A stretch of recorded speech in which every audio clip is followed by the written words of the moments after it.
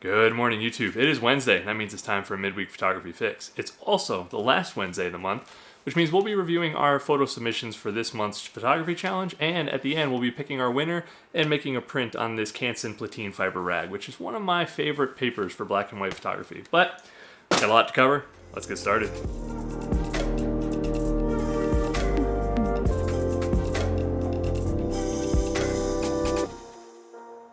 Okay, well, the first image we're going to be reviewing today was actually submitted by Duran himself. And Duran can't compete in the competition because, well, it's a competition based on his work, and that really wouldn't be quite fair. But it's still a strong image, and I wanted to show it to you just because I felt like it fit really well in his portfolio, and this is all about celebrating good work, so I wanted to show it to you.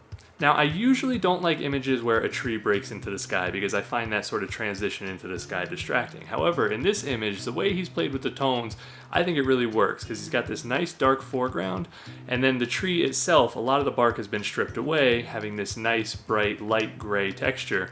And then as it transitions into the sky, the brightest parts of the sky are directly behind the tree.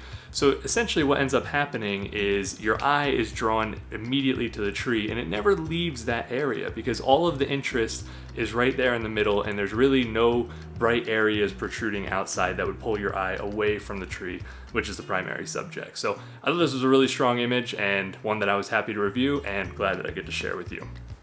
Now, this second submission came from a friend of mine named Joe Andreyko, and Joe is a very talented landscape photographer. He shoots mostly mountain scenes, especially Rocky Mountain National Park. He doesn't shoot a lot of black and white photography, and that's why I really like this challenge, because I was hoping it would push people outside of their usual comfort zone, and I was really glad that Joe participated.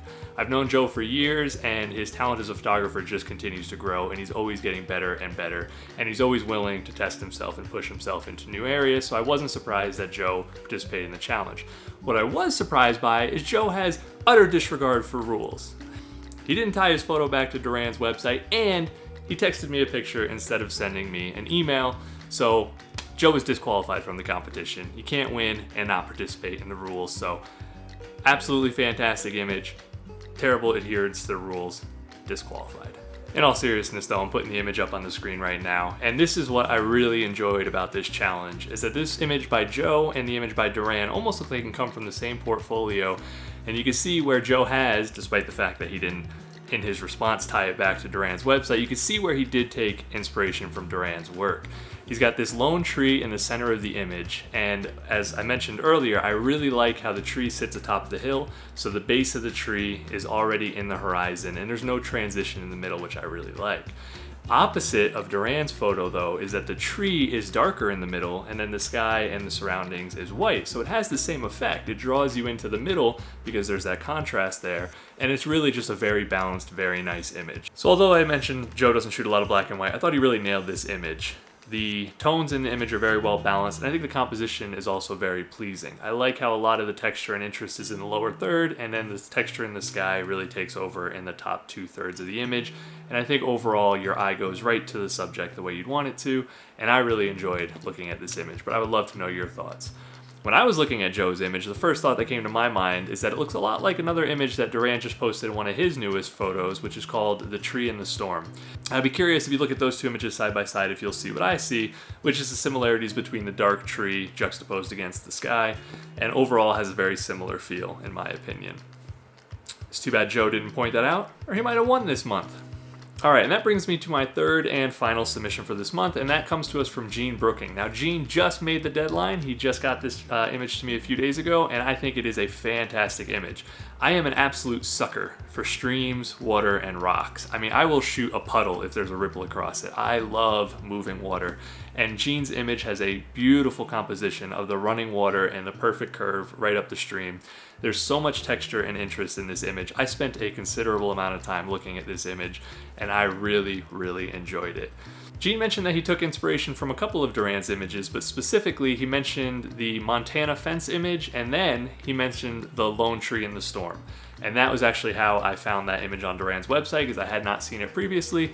And again, that just brings me back to why I want to do these challenges, because I think the more photographers discuss other photographers' work, the better we are and the better we grow in our craft. So thank you to Gene for submitting this image, and you are absolutely this month's winner because you take beautiful images and you follow the rules.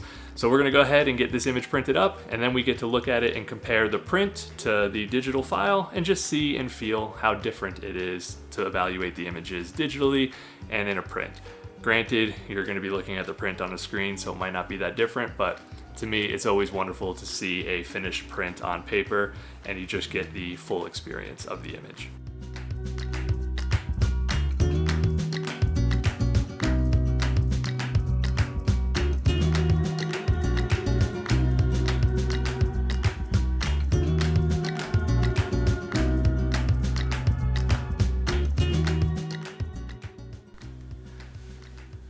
So here are our two prints. I had originally printed it on the Platine rag thinking that that would be the preferable paper selection for this image, and this is usually what I go with, and you can see it has a slightly warmer tone, and this is the Canson Baryta paper, and it just has a little bit more of a cool tone to it, and I thought that worked really well with this image.